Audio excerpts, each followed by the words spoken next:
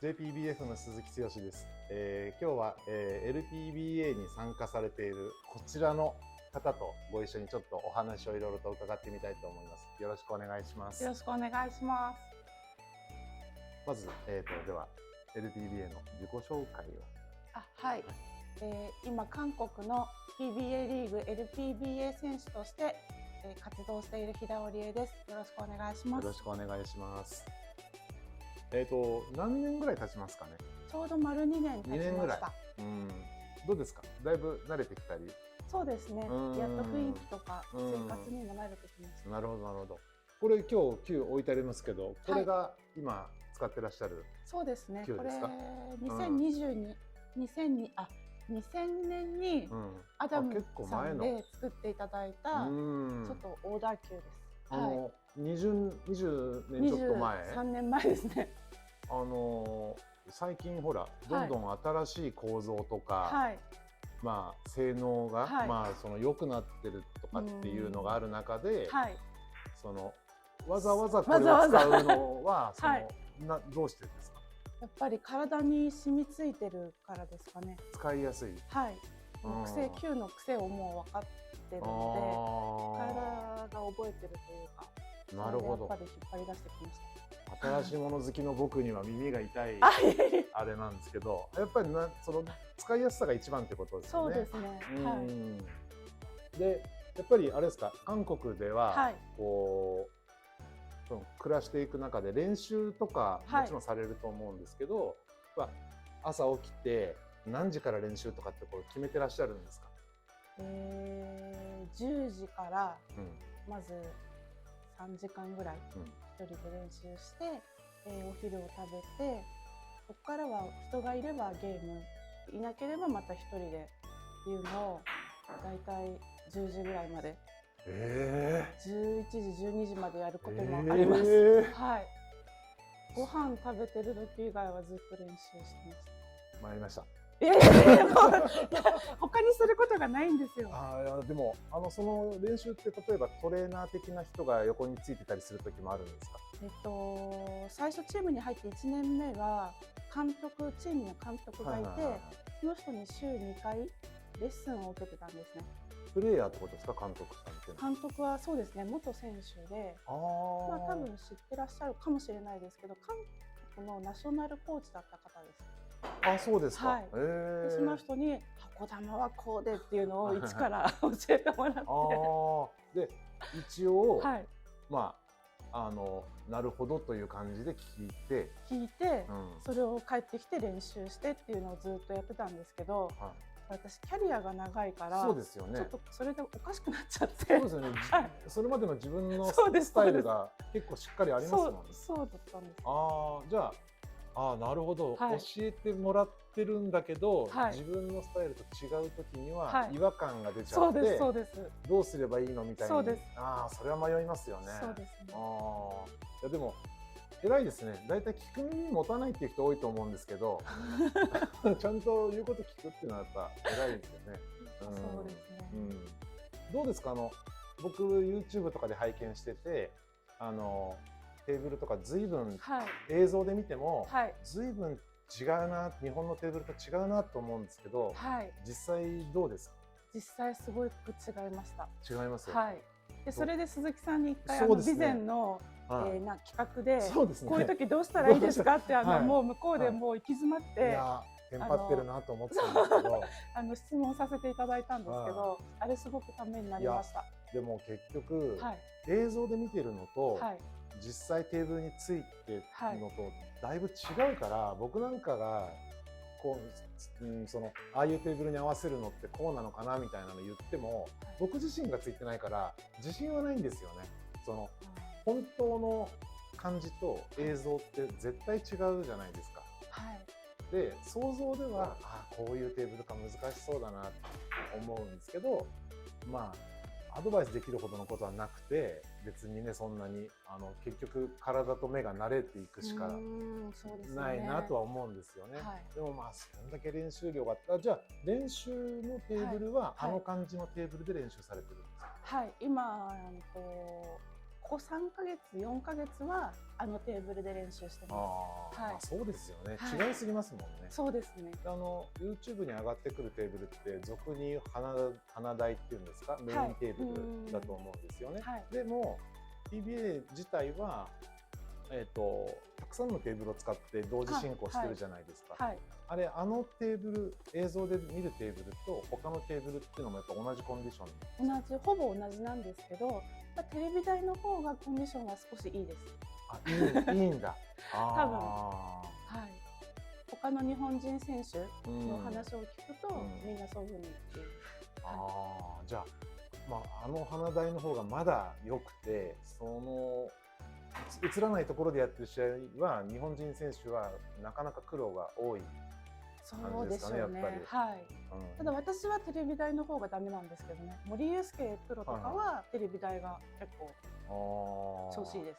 やっぱり人によって好みっていうか。そうですね。ね。はい。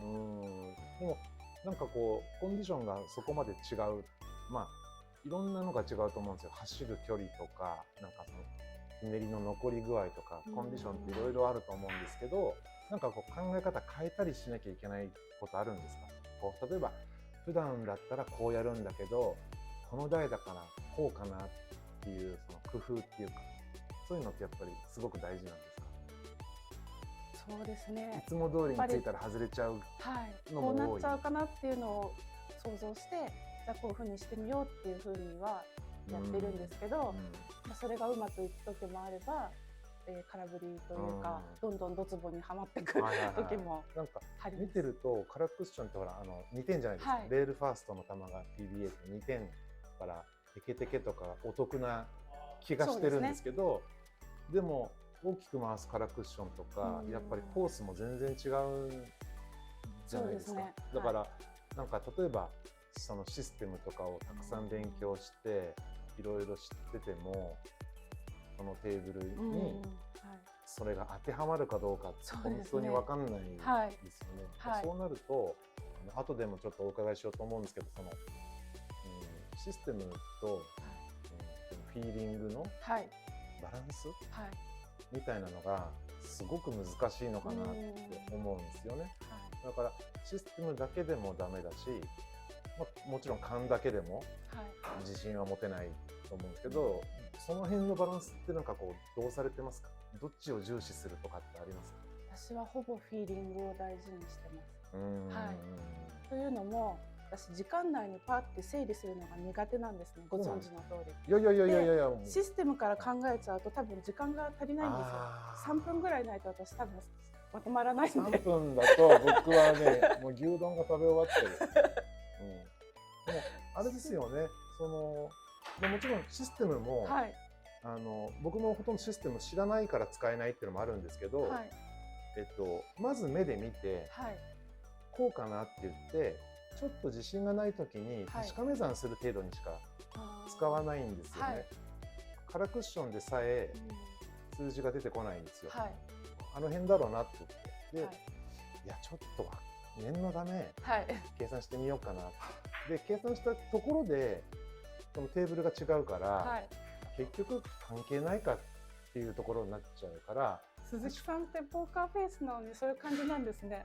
結構表情変えないでテーブルについてらっしゃるから、人間味を捨てちゃったんですよ。でもそういう感じなんですね。そう頑張ってるんですよ。頑張ってるし、一生懸命フル回転して頭こうやってるんですけど、顔にはあんま出ないって言われるんですよね。なんかいやそれは一時自分心が弱くて大事な場面でちびって外す時がすごい長く続いて、自分なりに悩んだんですよね。で、そうだ、ロボットになればちびらなくなるから、ロボットになろうと思ってロボットになりたかった時が2年ぐらいあったんですよ。それどのぐらい前ですか？それ27歳ぐらいの時。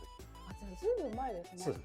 で、ロボットになりたいと思って2年間ロボットになるようにやってたら、いつの間にか表情が出なくなっちゃった。すごいですね。本当に恥ずかしい話、いやプライベートで家でも、パパって笑ったり泣いたりしないよねみたいな、笑ってるだけで笑ってるとか言って指さされちゃうぐらい表情がなくなっちゃって、実際試合してても、なおさらはい。あんまりこう顔に出なくなっちゃって、ー実はね悩んでるんです。もうちょっと表情豊かでありたいと思っているんですよ。え。いやでもまあその織江さんのそのまあフィーリングを大事にしてテーブルを感じて、はい。まあ、ショットしていく。はいで例えば合わない時、はい。テーブルが、はいあ自分の感とはいちょっと違うなっていう時、はい。やっぱ調整しなきゃいけないじゃないですか。はい。最初思った直感より本当は今日のテーブルはこうみたいって言ったら、やっぱりそこも織り込んで自分の勘をさらに修正していくんです。そこまで細かく突き分けられないので、またいやいや本当にある程度さっきこっち外れちゃったからこうかなっていうぐらいで、それよりは自分が思ったようにつくことの方を大事にしてて、で思ったようにつければ多少違っても結構当たる時ありませんか？わかりますわかります。そっちの方がやっぱりいつも大事だなって思うんで、あんまりで悪い時ってなんかそっちばっかり考えちゃって、まあそうですよね。はいまあそういうなんかこう難しい時ってあると思うんですよね。で悩んじゃったりする時ももちろんあったし、まあこれからも多分そういうのってあると思うんですけど、その今チーム戦にも参加されてるじゃないですか。はい。とあれは6人うん、 1チームそうですね。でそのどうなんですか、チームメイト同士って、はいまあと仲いいんだろうなっていう想像はしてるんですよねやっぱり。はいで例えば教え合ったりとか、はいそういう関係もあるんですか、チームメイトって。そうですね。一緒に練習するとか。まあ一緒には試合前に例えば一緒にそのペア組んでやったりとかもするんで、一緒にまあ練習します。で、まあやっぱり男性選手の方がやっぱりアベレージが全然高いので、まあそこはもう教えてもらう一方通行で、女子選手は、私はテケテケとかがクッションファーストが苦手なんで、まあ、そういうのを自分が教えてもらえる。まあ分かんない時はもうこれテケテケで行った方がいいのとかって練習の時は聞いたりしますし、まあ向こうからもこれどっちがいいって聞かれたりとかもしますし。なるほど。じゃあある程度そのまあチームメイト同士の中での交流みたいな。そうですね。あれですか、そのチームメイトと一緒にご飯食べたりもするんですか？行きます行きます。はい。もしかして会話がだいぶできる？会話はほとんど難しいんですけど、まあ、一応韓国語は少し勉強してるんですけど、ただまあビリヤードの話って結構限られてるんで、あとテーブルの中で話する分にはまあ伝わっちゃいますもんね、別に喋れなくてもね。はい、ありがたいことに韓国の方って裏回しとか箱回しとか通じるじゃないですか。はい、通じます。それはすごい役に立ちます。なるほどね。じゃあそこまでペラペラに喋れなくてもコミュニケーションとかはそんなに問題がない。ビリヤードにおいては大丈夫。でもビリヤード以外ですか？例えばビリヤード選手以外で新しくお友達とかできたりとかないんですか？基本やっぱり。日本人以外はそうですか。じゃあそこでなんか言葉を勉強することはあんまりないんですね。じゃあそうですね。私オンラインで韓国語のレッスン受けてるんですけど、その先生には結構韓国の生活とかを相談したりとかしてます。どうなんですか、食事とかはあります？食事は大丈夫です。まあ美味しいですよね。辛いのが普通に食べれます。もともと食べれたんですか？まあ普通には。はい。激辛トライとか。そこまではしないですけど、普通のレベルぐらいまでは、まあちょっと辛いぐらいまでは大丈夫ですので。いいですよね。なんかほら辛いものが多いっていうイメージがあるからね、皆さんね。でもじゃあまあ練習ほぼほぼ毎日やってらっしゃるとして、逆に今日は休みっていう曜日が決まってたりとかするんですか？もうないです。つかないのは試合個人戦負けちゃった日と負けちゃった次の日とその次の日とそのぐらいで、あとはずっとついてます。じゃあその休日っていうものは基本作らない？そうですね。まあ日本に帰ってきた時は休みますけど、なんか体が疲れたなとか、リフレッシュしたいなとか思うことないですか？でもなんか本当にこの2年間はビリヤードだけしか考えてなかったんで、そう思ってもこれやんなきゃとか、これまだできないからやりたいとか、そっちがもう先行します。まあこういう方が本当のプロで本当に今日何食べ行くとか言ってる場合じゃないんですよね。